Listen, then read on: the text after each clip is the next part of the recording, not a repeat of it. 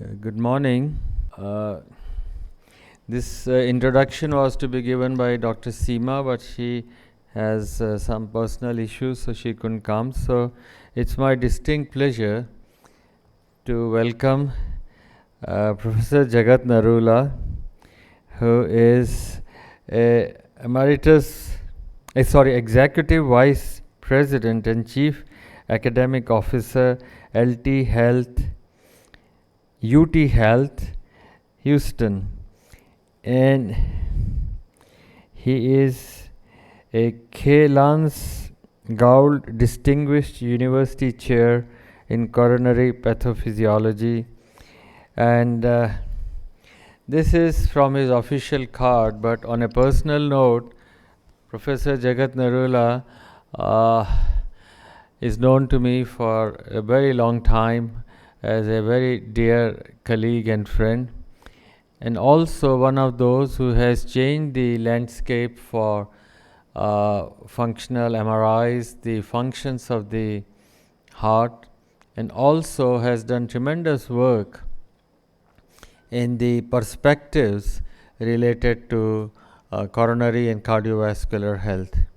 He came for another program to India, but I requested Professor Narula to give us a talk, and the talk is, can we eliminate coronary disease? And all of us want. You all want to eliminate coronary heart disease?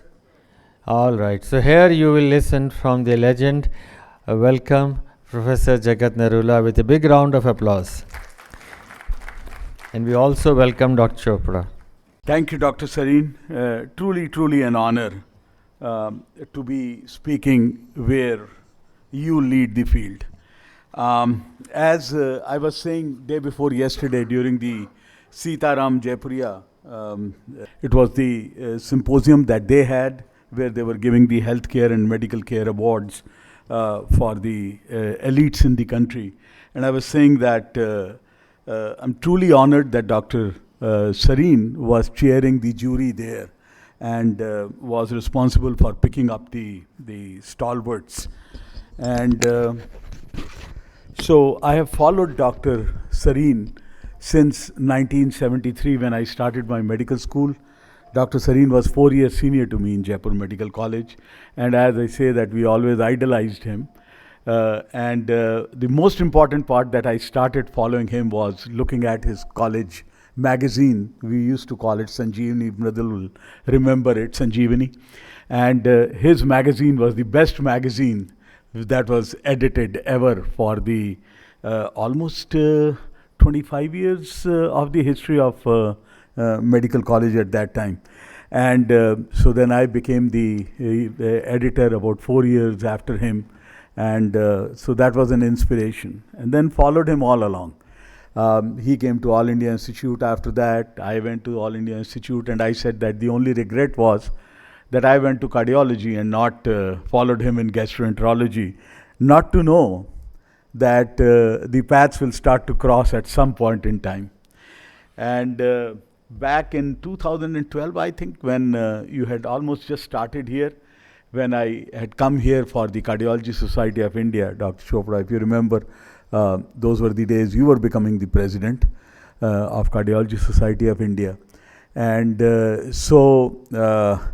he told me that I should start working on the interaction of intersection of the liver and cardiology. I think I was naive at that point in time, and I wish I was mature. I was mature enough to have recognized the importance of the metabolic disorders at that point in time.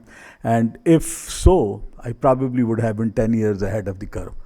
And I will try and show a few of those slides during the discussion today. So, can we eliminate coronary disease in our lifetime? And we know all about it now. But knowing is not enough. We must apply, and willing is not enough. We must do. And that is the way I would like to try and present my case. And I apologize, Dr. Sareen, that you might have to bear with me because few of these slides happen to be the same what you might have seen a couple of days ago. because topic was essentially similar on that day as well. So I started with the medical history of Bill Clinton. And it always helps if you start to look at some of these celebrities who have suffered from something what you almost see in your daily practice. And HK would agree that 55 to 60% of times, your first manifestation of the coronary artery disease is the acute coronary event. They have not had chest pain. They have not had any other indications, whether it is subjective or objective, about the presence of coronary disease. So 1992, he was just assuming the office, and he, as all the presidents and all, they are subjected to thorough medical examination before they take over, for obvious reasons. And as you can see here, that almost everything is normal, except that he was BMI was 29, but BMI, as you know, could be fallacious. And very muscular guy, athletic guy. And when he was subjected to the treadmill test, he had reached the stage 5 on the Bruce protocol with the 91% of the maximum targeted heart rate, with no electrocardiographic changes. Myocardial perfusion was normal. And once the stress test is normal, as I always say, that it looks like as if you have been given a certificate of immortality. Like if your stress test is normal, you are stage 5, likelihood of having an event is very low. So with that kind of an assurance, he starts his presidency, and every single year thereafter, they have an annual examination that used to happen at the Walter Reed Hospital, and every single year he will go beyond stage 5 of the Bruce, and used to jog every day morning, many a times with Alan Gore in the morning. And 1999, these are those impeachment days when his cholesterol profile was done, and as you can see that the total cholesterol is 196 and LDL of 130 used to be considered normal in those days. We used to consider 130 of LDL normal, not so anymore. And as you can see, day before yesterday, the guidelines, dyslipidemia guidelines came out from ACC-AHA, and you would see the numbers are much lower than what we used to consider normal at that time. And I always say that this normal is not normal. What we say normal is the usual value of a population that is at a high risk of dying from a vascular disease. That is what the Framingham heart study was. When the Framingham study was done or started back in late 50s and early 60s, as you very well know, that there was significant amount of mortality and morbidity. The presidents of the country were dying of heart attacks, and that is the reason that the Framingham was started. And the numbers that were identified of the general population which was dying of the vascular disease, they were considered to be the normal numbers. So they are not normal numbers, they were the usual numbers. So 130 for those days, but well, it was normal for the standard practices. 2001, he is leaving his office, and total cholesterol and LDL both have jumped about 40 points. After that, we do not know whether he was on statins, he was not on statins, any lipid lowering or anything being done. Until now, whatever I have told you, that has all been taken from yahoo.com. There is no HIPAA violation, there is no confidentiality breach here. But thereafter, when he was not the president or the sitting president, there is no information online until 2004, which is just about 3 years later, that he had an STEMI and required an emergency quadruple bypass surgery. So a person in whom we did not know that he has the coronary artery disease, and he develops heart attack, requires quadruple bypass surgery. Another one, Tim Russert. And you remember Tim Russert. Tim Russert was very famous journalist for the NBC, Washington bureau chief, and who is famous for his very eloquent interviews of major political leaders. And here he is interviewing the president for that time, the junior Bush, and that was the time in the studio when he died suddenly. He basically, we knew that he had a heart disease. Why? Because he had coronary artery calcium. That we knew that it was in 1998 that he had coronary artery calcium score of 210, significantly high for that age. He was overweight. He had waist circumference, which you all know better than I. What does it mean? The impaired glucose tolerance, high blood pressure, high triglycerides, whatever you want to call it as, or whatever way you want to name it as. He was on antihypertensives and he was on statins also. I don't know what the rows of statins he was on, whether it was enough or not, whether it had brought down the LDL down to the level that I would propose you to have. But he, in April of 2008, we knew he has coronary artery disease. He undergoes treadmill test, which was negative. So you have calcium, fine. You undergo treadmill test, which is normal. So you know that coronary artery disease was not stenotic enough to cause any problem, and we let them go. That's what the practice is, right? So he was suggested that he should be doing exercise daily, he should lose weight. He never reported chest pain to warrant any invasive test.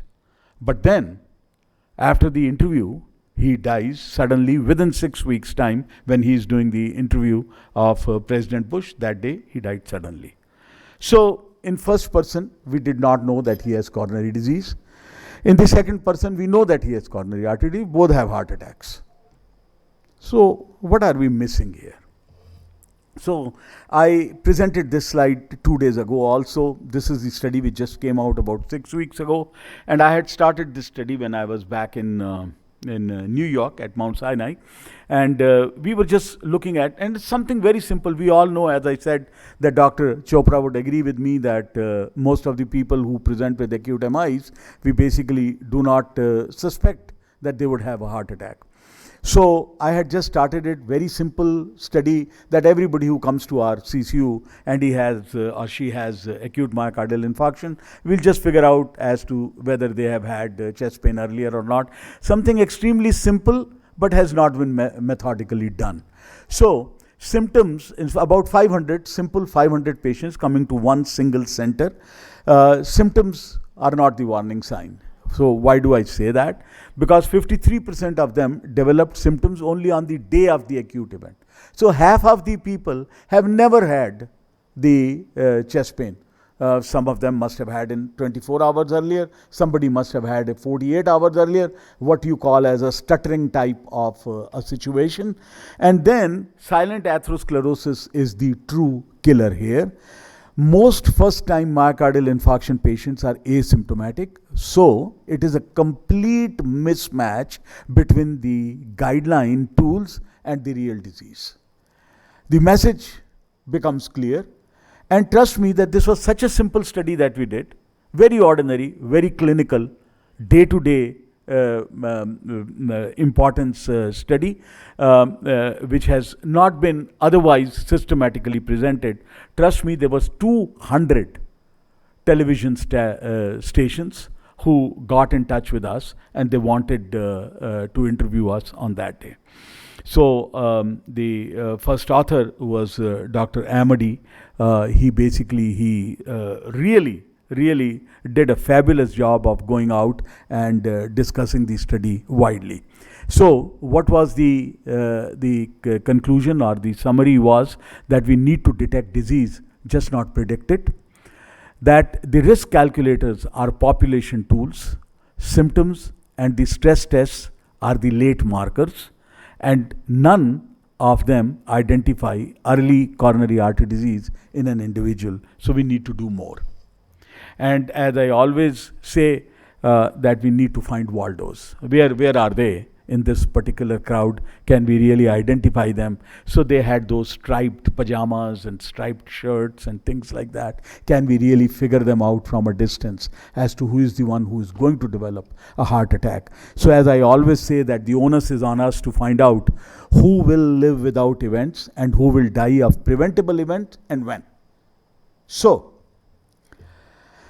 the basis of the disease is something which was first presented by Dr. Michael Davies. He was a fabulous pathologist in London. So he had started doing the autopsy studies in the people who have had the acute event. And as you can see here, that the one on the top in the middle panel, that you will see that there is a person who has died of acute myocardial infarction. And what are we seeing in this? If you look at the area here, there is a significantly large necrotic core which must have had a significant deposit of the lipid, or the lipid and the inflammatory cells, the so-called foam cells that the macrophages who consume the LDL, which insudates into the area, and this is thrombogenic. Once it is covered by a very thin fibrous cap, and that cap ruptures, this thrombogenic necrotic core, when it gets exposed to the blood in the lumen, it creates a thrombus there, which occludes the lumen and causes the acute myocardial infarction and or death, or whatever else the complications are. On the other hand, if you have the cap which is significantly thick, as you can see here in the left lower panel, even though there is a large necrotic core in this area, there is a significant deposition of the fat here also, but since the cap is very thick, this is not going to give way. It is not going to occlude the lumen, and even if it is occluded just because of stenosis, it will not result in an acute myocardial infarction. So basically the two plaques which are distinctly different here, this can give rise to the chest pain, but is not going to cause the acute MI. This is the one, regardless whether it is stenotic or not, it is going to give rise to significant event in this particular case. Now let me show the same thing to you in histological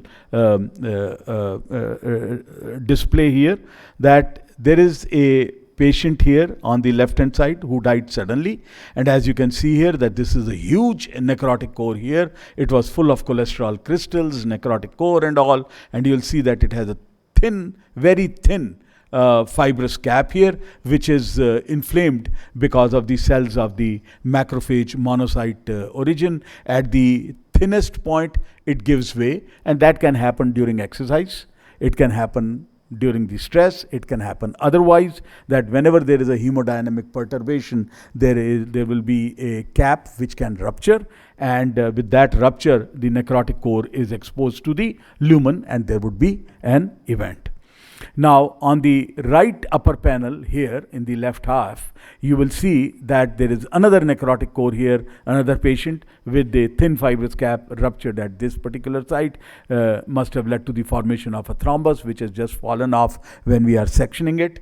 And then the third one on the right lower panel, you will see that there is a huge necrotic core again. You can see the cholesterol crystals here, and then there is a very thin fibrous cap ruptured at this site, resulted in a thrombus which has completely occluded the lumen in this particular case. Now, if I tell you that we have same histological signatures as this, but the fibrous cap has not yet ruptured, that means the event has not occurred. So, same huge necrotic core, very thin fibrous cap, inflamed, same thing on the right upper hand and right lower hand. Now, why have I shown three pictures here? The reason being that I have tried to show that the histological signatures are uniformly there when we call these plaques as the high risk plaques, or plaques which are vulnerable to rupture. So they all have all large plaques, they are all huge necrotic cores, they all have very thin fibrous caps, these caps are inflamed. The lumen may be variably affected in these cases. For example, in this particular case, the lumen is not affected at all. In this case, the lumen is critically occluded, and in this case, lumen is modestly occluded. So this and this is not going to cause any chest pain. So patient won't come to you.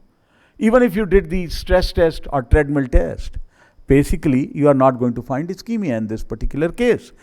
Only this is the person, if he had come to you before he died, you would have recognized him by doing a stress test or even a coronary angiography or whatever else you wanted to do in this particular case. He may have complained of chest pain as well.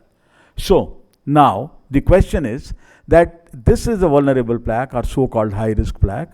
Why is it that there can be so much of a deposition of the lipids or cholesterol here, yet there is no chest pain and no luminal occlusion here? What is the reason?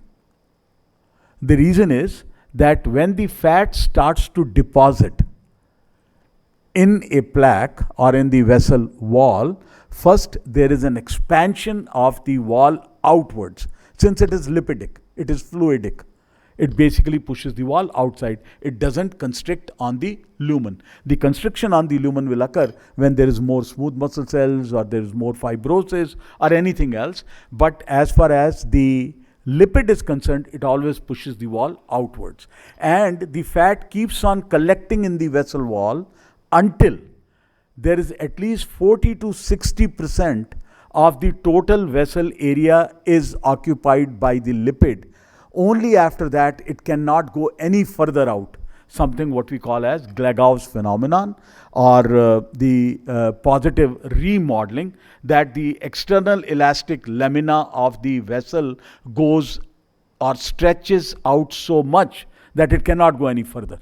And after that it starts to impinge on the lumen with vengeance. It goes fast after it has reached the 40 to 60% of the total vessel wall area. So this is called positive remodeling or expensive or expensile remodeling, which I often show by comparing any one of the models here.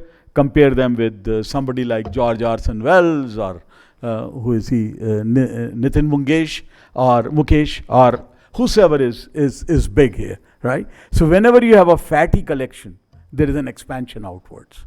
Whenever there is no fat deposition, there is always a negative remodeling or constrictive in this particular case, as it has been shown in the left hand panel, which is something which is shown by Seymour Glagau from University of Chicago on autopsies, later on proven by the intravascular ultrasound, and now we have shown the same thing by the coronary CT angiographies as well, that unless you have occupied 40% of the total vascular area, the plaque keeps on pushing the vessel wall outwards. So the positive remodeling and negative remodeling in this particular case. So I started doing the CT angiographies back in 2003 when we had received our first 64 slice CT scanner as a gift from Toshiba, and also got a huge grant from them to do about 3,000 cases with the CT angiography and follow them over a period of time, because we were showing the vulnerable plaque by pathology, and the expectation was that we would be able to identify them by a non-invasive imaging technology or strategy. At that time, when we started to present the results in 2005, basically people were very skeptic about it. They said, oh, you'll never be able to identify the vessel wall in a beating heart and things like that. And people used to laugh at us, to the extent that once when I was giving a keynote at the TCT, I was told that I dream a lot and I am on a slippery floor. So those were the things that were told to me at that point in time.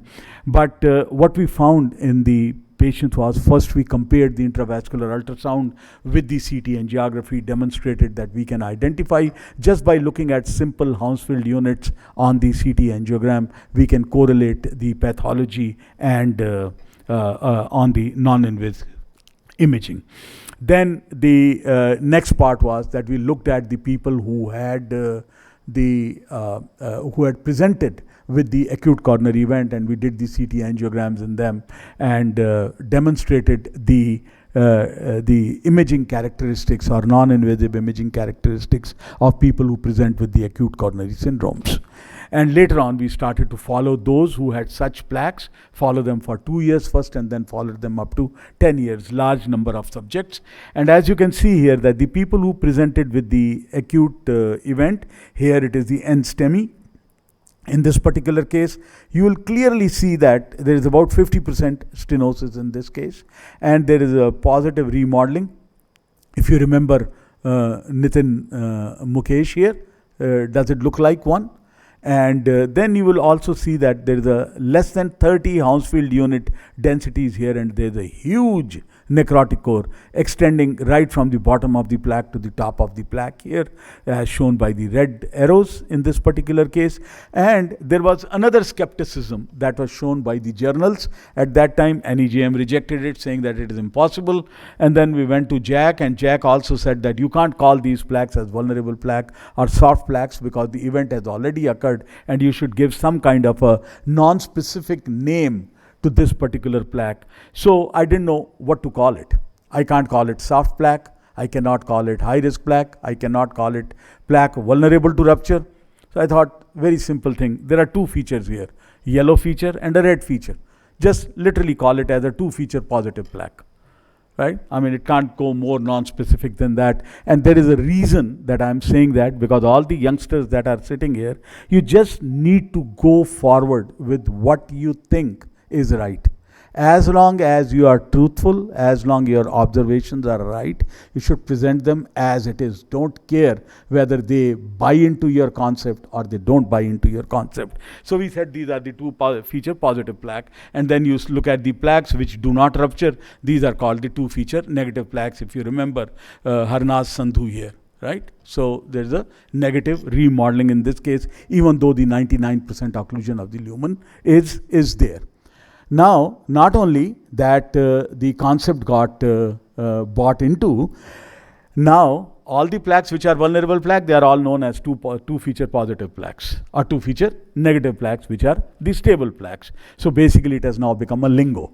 That so what we found was that those who had 2-feature positive plaques, 1,000 patients, at least 2 years of follow-up, you will see that there was 22.5% likelihood of having an event over the next 2 years, as compared to less than 0.5% in the 2-feature negative plaques, giving me a hazard ratio of approximately 45:1. And we thought we have won the field. We have explained what really happens, and that now we will be able to diagnose every single person who is going to have a problem. So we not only that, we have now gone too far out in these cases, that we have now gone with the machine learning algorithms here, that we look at multiple features at a given time. We have compared them with the intravascular ultrasound and all. We identify those features which are the most important features. And as you can see that there are now 4 features that we consider upon the machine learning methods which really contribute to the plaque event. And those are the total degree of stenosis. Yes, that is important, because if you want to have the hemodynamic perturbances, then the number of low attenuation plaques and the positive remodeling, as I talked about, then the total plaque burden. So how much is the volume or the plaque burden at the site? And lastly, the delta FFR. Now, what is the delta FFR? That is the fractional flow reserve, the drop of the pressure from above the plaque to below the plaque. So at the plaque, the total amount of the physiologic significance of that lesion. Because if you want to break that fibrous cap or thin fibrous cap, you really need to have a significant pressure drop across the lesion. So by looking at these 4, now we have created the algorithms. We can tell you that if the total amount of the lipid lowering therapy is not changed, what will be the trajectory of this plaque to progress over a period of time, and when is this plaque going to rupture? So we are able to now predict. And the other plaque here, as you would see, that plaque is not increasing in size, and we know that this plaque is likely to be a stable plaque. Now, once we were rejoicing or celebrating our success, the nature brought us back down, because nature is way more complicated than we think. Sometimes depending upon the talk, I say nature is very simple, it is not complicated, and sometimes I say it is too complicated. In this particular case, you will see that there are now 3,000 people, and we have a 10-year follow-up here. And this study was an eye-opener. We, after having done and looked at the baseline coronary CT angiogram, we realized that the high-risk plaque is a high-risk plaque. So here it is in the red color that you are seeing that there is a high-risk plaque here. And this high-risk plaque compared to the non-high-risk plaque, there is a 10-fold higher likelihood of having an event over the 10 years. Right? So if you remember, at 2 years, there were no events. Essentially, these plaques appeared pretty benign to us, suggesting thereby that if I repeated the CT angiogram every 2 years, I probably would be able to be way more informed rather than just doing it once in your lifetime. But how many people can you do the CT angiogram, and how many times in their life? Would I be repeating every single time? If I had a luxury, yes. If I did not have any side effects, absolutely yes. But radiations and so many other things, cost factor, the practicality and so many things, would I really be able to do that? And as you would see here, that non-high-risk plaques now do not seem that benign. Why? Because some of them would also start to become high-risk plaques over a period of time. Regardless, non-high-risk plaques have 10 times lower likelihood of having an event as compared to the high-risk plaque. But there is a big catch here. Whenever I do a CT angiogram, about 90% of the plaques are non-high-risk plaques, and about 10% of the plaques are high-risk plaques. If it is so, even if there is a 10-fold higher likelihood of having an event with a high-risk plaque, but they are 1/10 in number, at the end of 10 years, if there are 100 episodes which have occurred, 50 of them occur because of the non-high-risk plaques, or 50 of them occur because of the high-risk plaques. So, who are the ones who really develop the events? And we found out that those which progress, whether they started as a high-risk plaque or they started as a non-high-risk plaques, if they progressed in size over a period of time, yes, they resulted in an event. So there were about 500 of the patients where we had the serial angiograms done at a difference of, or at an interval of 1 year, and we found that those who progressed, they resulted in an event. Now, a high-risk plaque that does not progress, that also would not cause an event, leading us to say that the most important characteristic of a plaque which is likely to rupture is the plaque progression. Right? So the plaque that progresses over a period of time, that results in an event. Now, what do we do clinically? What is our practical implication of these things? And it is something very simple, that we have to be vigilant about the risk factors. And as I was discussing with Dr. Sareen on that day, that most important thing which is missing from there is your metabolic dysfunction here. We don't have the MAS LDs and other things in there which probably now need to be done. So, if I look at the risk factor profile, and there are lots of changes which have now happened in this risk factor profile, and this was the intra-heart study done by Dr. Salim Yusuf. Proud that he is also an Indian, and has done studies which have like across the continents, 5 continents, and now approximately 70 plus centers which contribute to his data. This was one of the earlier studies from him, so-called intra-heart study, 52 countries, 27,000 subjects. And Framingham had talked to us about some non-modifiable risk factors, some modifiable risk factors. Non-modifiable were age, genetics, and sex, while the modifiable were lipids, so cholesterol, cigarette smoking, hypertension, and diabetes. Those were the 4 which were given in those days. Gradually the spectrum started to expand, and now it has expanded significantly more. We just completed our AI for healthy cities in multiple cities in the world, most important being New York, Singapore, Helsinki, Lisbon, and some of the others, where we have now the data which has been done with the Microsoft and the Novartis Foundation, that we have now more risk factors here, and they eventually are all converging through the same risk factors. For example, in New York, you'll be surprised if I tell you the most important risk factor was the low educational standard. Now, why does it make sense? Because they have no knowledge about the importance of exercise or food or air pollution or other things there. The second was the lack of broadband internet. So they didn't have the access to the internet. How does that make a difference? They are socially isolated.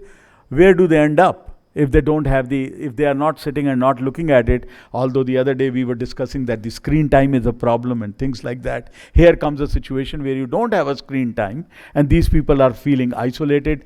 They don't have the family structures the way we have here. They are isolated there. Where do they end up? McDonald's, right? So, and then they are gaining weight. There are so many other things which are happening. So there are multiple things which are now being identified.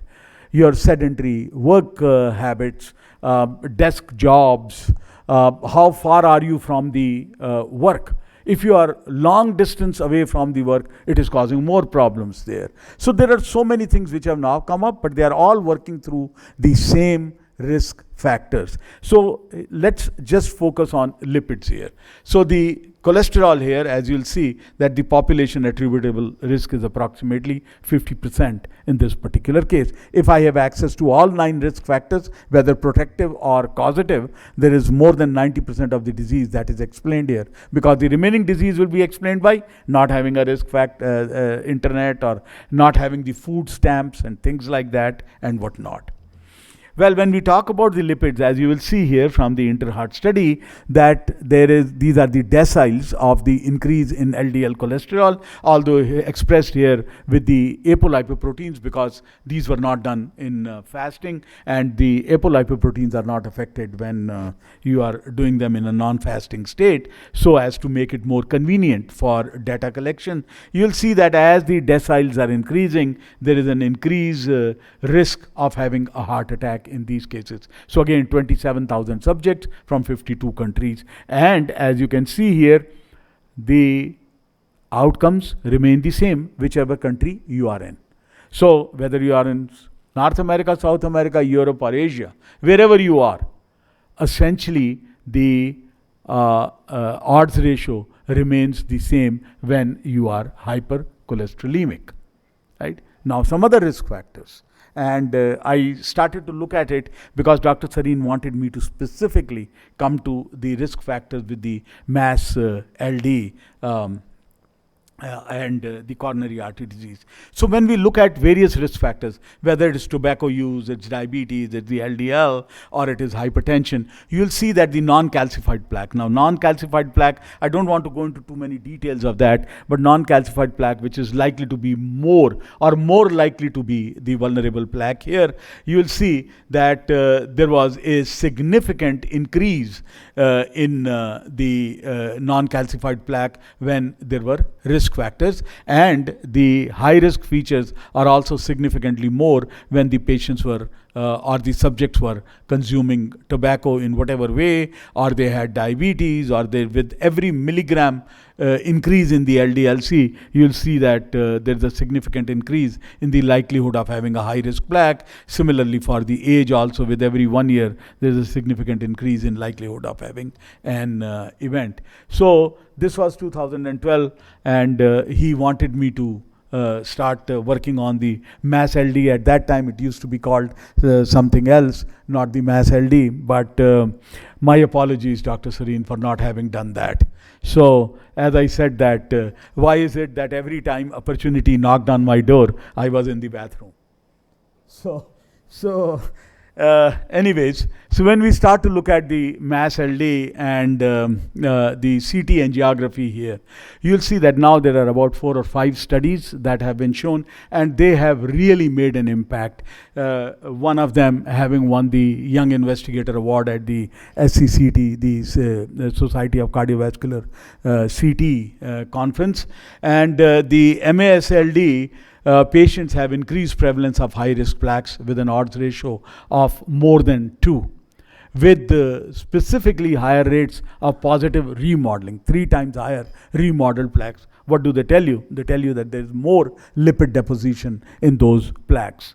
Then the mass LD, after adjusting for the standard multiple risk factors, are associated with non-calcified plaque, or so-called more high-risk plaques. Again, close to about 2 times higher likelihood of having that. High-risk plaques, which were present in about 60% compared to 20%, so almost 3 times more, and the odds ratio of more than 2 again. They had more low attenuation plaques, that is, they had more lipid deposited in them, at least 2-fold more. There was more positive remodeling, again significantly more, and there was more spotty calcification. I don't want to go there again. And then if you really start looking at your parameters, which you understand better than I do, that the SAFE estimator was strongly associated with all plaque types and obstructive coronary artery disease as well. And these are the studies which demonstrate, and this is a meta-analysis of these, which demonstrate that they are, the mass LD was associated with any type of coronary plaque, non-calcified type of coronary plaque, as well as the obstructive coronary artery disease. So now, let's get, and let's make it a little interesting and not make it more sermon-like here. So let us go for some kind of an evolutionary support here, that was the disease ever, did it ever exist in earlier times? Because we all now know that it is a disease of modernity, and that the disease occurs because we are now more sedentary, we consume a different kind of a food, we don't, we smoke and things like that. So does that mean that the disease did not occur in the earlier times? So we hypothesized, and it was a very simple hypothesis which just got developed when we were visiting a museum of antiquity in Cairo. And we're looking at the mummies, and discussed whether there is any possibility that if I started to image mummies and started to look at the calcium in their vessels, we will be able to identify whether the atherosclerosis existed there or not. There were some reports of atherosclerosis by an English pathologist, so-called Rufus, who had given some idea that atherosclerosis probably did exist in those times. But we never believed that with that kind of a pristine lifestyle in those days, we would have had the coronary disease. So we started to go and do the images, and now we have approximately 200 Egyptian mummies that we have imaged, be it in Cairo or in Turin or Berlin. So looking at them, we thought that they may not have had coronary artery disease. That was the hypothesis that we started with. But this is a 3,500-year-old mummy, and this was one of the high priests and a scribe to the pharaohs at that time. And as you can see here, that when we looked at the coronary calcium scan, you will see that the right coronary artery here, left anterior descending coronary vessel here, you have the aorto-iliac bifurcation in this particular case, which is heavily calcified. So finding the unexpected here, we never believed that we will see that. But 34% of them had some kind of a vascular calcification, completely threw us off. On one hand, we were surprised, more or less bewildered. On the other hand, we were happy that, you know what, we can eat anything. We don't need to exercise. We can smoke. We can do anything. If these people had it, that means we are doomed, because these folks who lived so much better than us, basically if they had disease, we are going to have a disease. So it's okay. I mean, it is destined. We will have to, if we have to suffer, we have to suffer, right? But when we talk to the mummy scientists there, most importantly, Dr. Zahi Hawass is a very famous mummy scientist, had been a minister of antiquity in Hosni Mubarak's regime and all. So talk to him and figure it out that that these people now were no more hunter-gatherers. they had started living in a society. They were all high-flying folks because they were carried in palanquins. They are all Egyptian elites. And they used to have free-flowing food. They had started animal husbandry. So they had access to beef, goat, wild fowls, whatever else. And they were cultivating. They had significant amount of, I'm fine.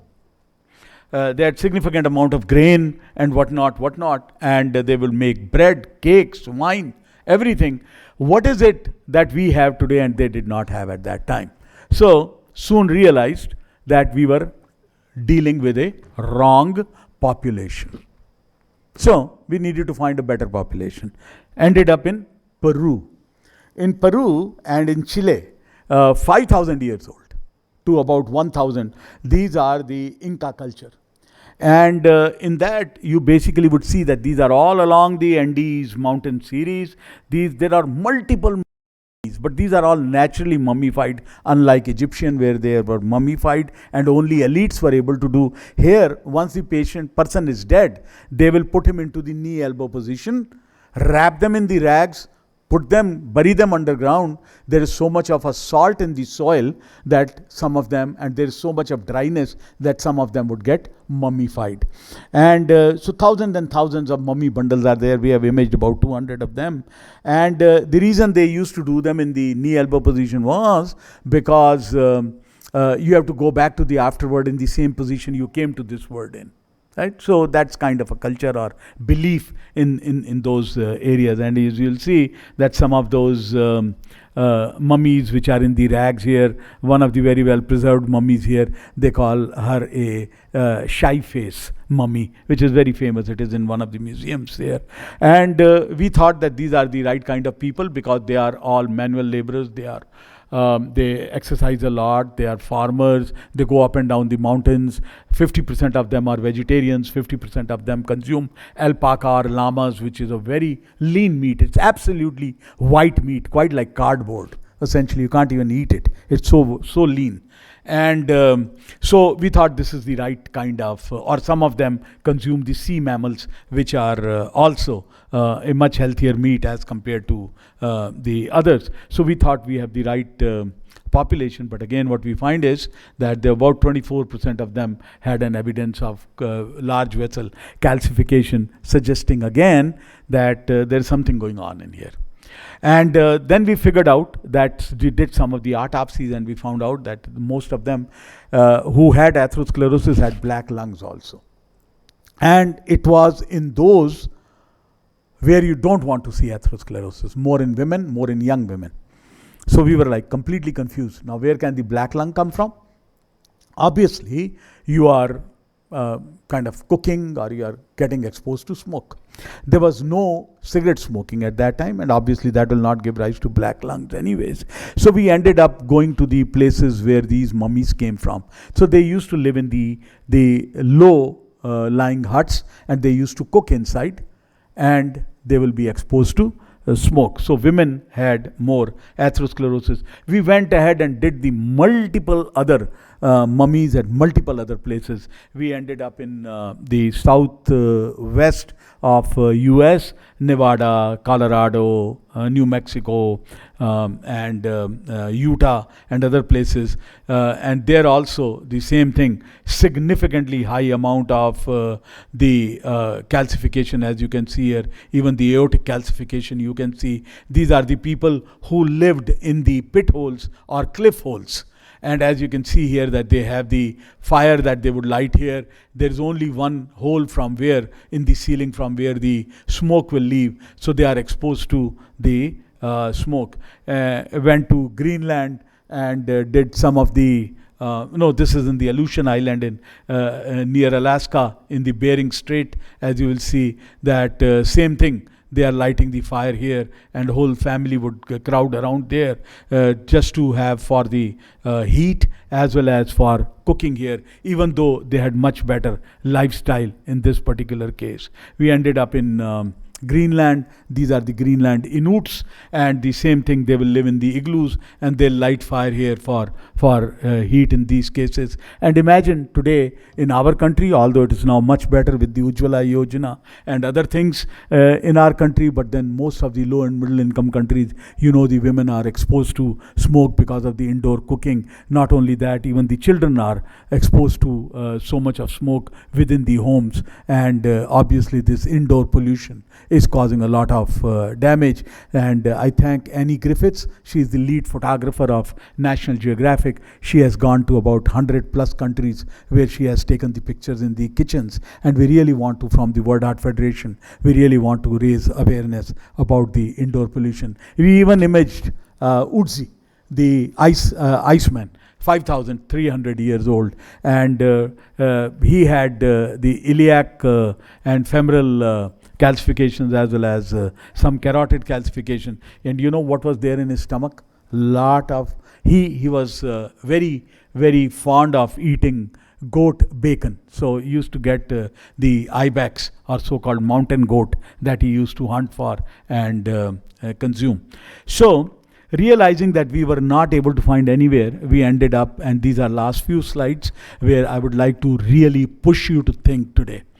And that is that when we were unable to find any ancient culture that does not have the heart disease, and here this is our Horus team led by Greg Thomas from University of California, Irvine, Alam from Egypt, Professor Magdi Yaqub, whom you all know very well, and our entire team of people who we have been going all around. And so then we were told that there is a tribe in Bolivia where these people do not, they live very long. They live to 100. We knew about all these blue zones, which you have about 7 blue zones on various islands in the world, where people are genetically privileged or genetically endowed, in the sense that they, for some reason, they don't develop coronary disease, whether they have more ApoA1, for example, ApoA1 Milano, or they have more PCSK9 loss of function, or they have got some other reasons why they eat better and they live for 100 years, right? But then there are certain places where people still live longer, and we wanted to look at them. And so this is one of the tribes, which is called the Chimane tribe, and this is the Chimane Health and Lifestyle Project, which was led by Hilly Kaplan from University of New Mexico. So we worked with him. And as you can see that this is the river, Manuki River in Bolivia. It is a tributary to Amazon. And so we went there, and these are the people who live very long. And what do they eat? As you can see here, that they eat the piranha fish. They actually use the bow and arrow to do that. They eat jaguars, monkeys, pigs, and there's some wild fruit here. And here I would show you that this is a couple which had come for the cataract surgery, 99 years old woman, 85 years old husband. These people, if they don't die by the age of 5, they live to 100. So either they are gone by infections, otherwise they will live to 100. Here I'm seeing them for their cataract surgeries and whatnot. What do? They live in open huts. There is no pollution. They eat once a day.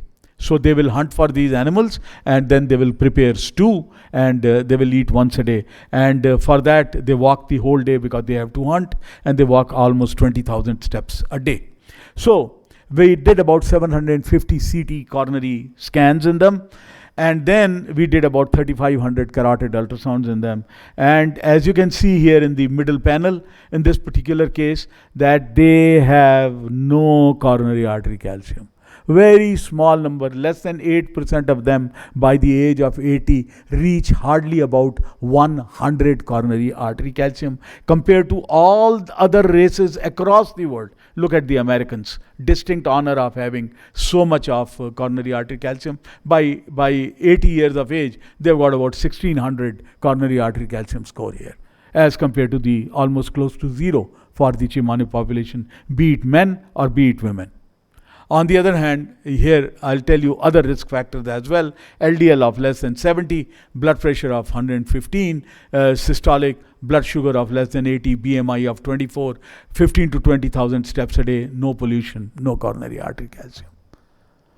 And if they don't have coronary artery calcium, why can't I not have the same situation? And I often push people to think that all the animals in the world have total of 100 cholesterol, total cholesterol. And there is proud animal who has 200 total cholesterol, and that is human.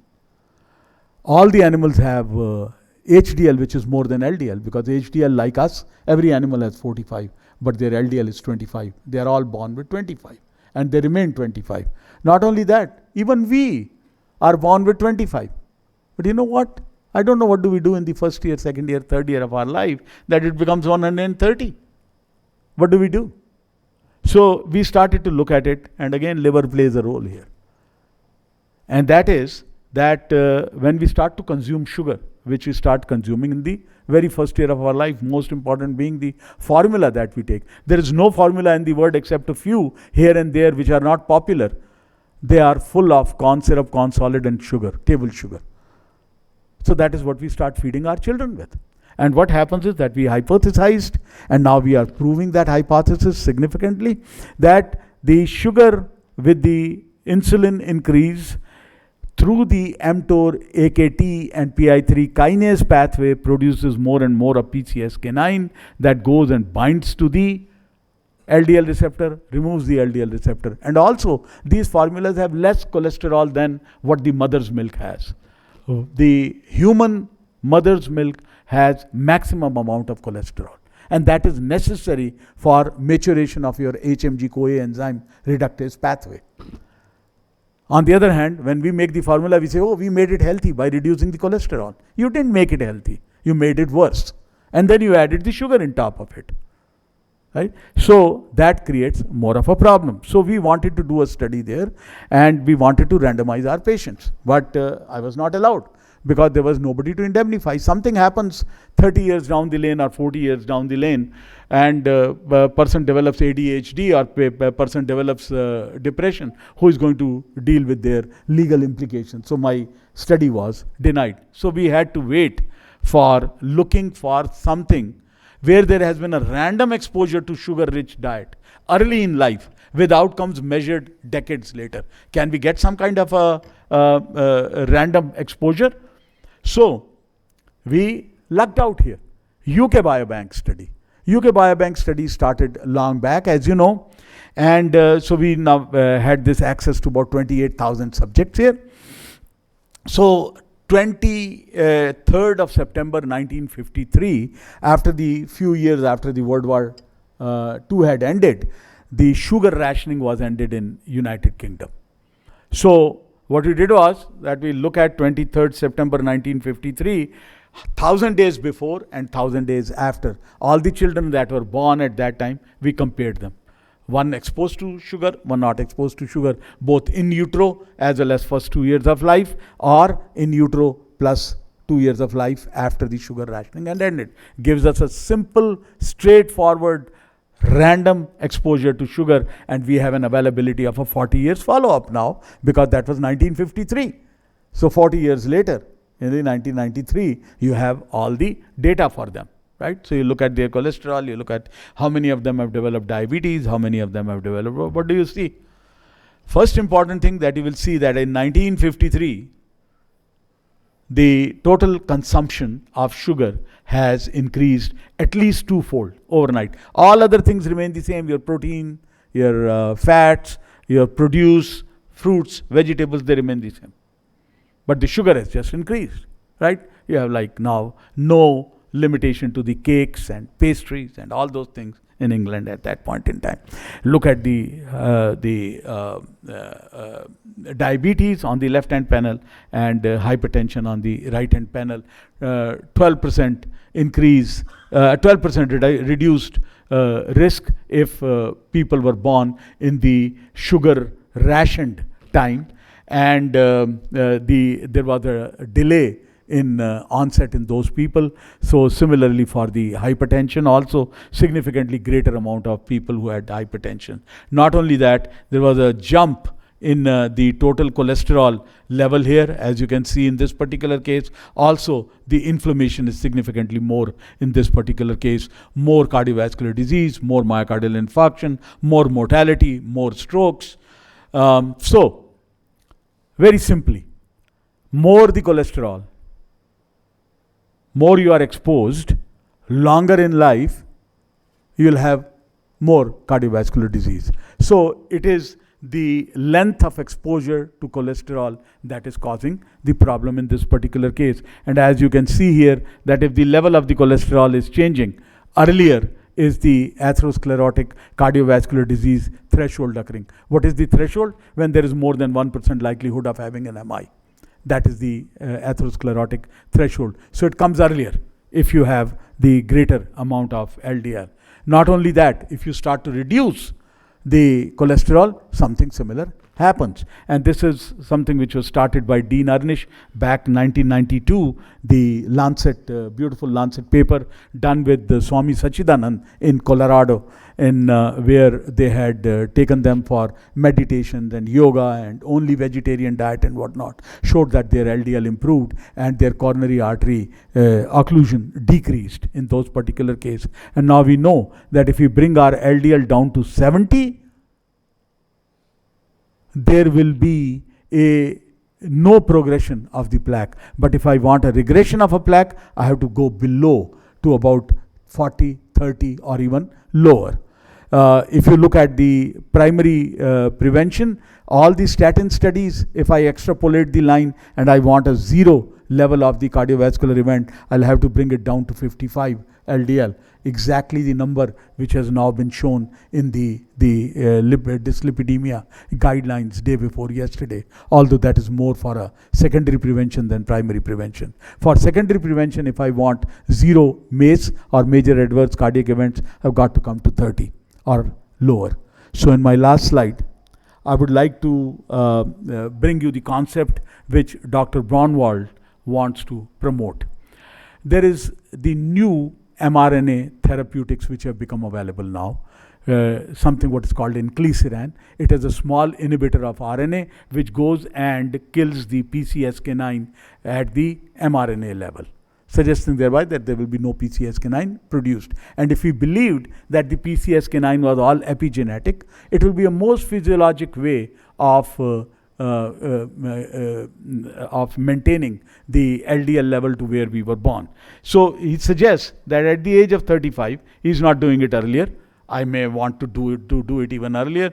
He says that at the age of 35, if I started to give one inclisiran a year, although the proposed is 2 times a year, but he says just take one inclisiran a year, flu shot on the left hand side and the inclisiran on the right hand side. Basically, you will be able to push development of the atherosclerotic cardiovascular threshold to 100 years. So you live to 100 without having a heart attack. And that is always I call like, can we bend it like a Beckham? Thank you.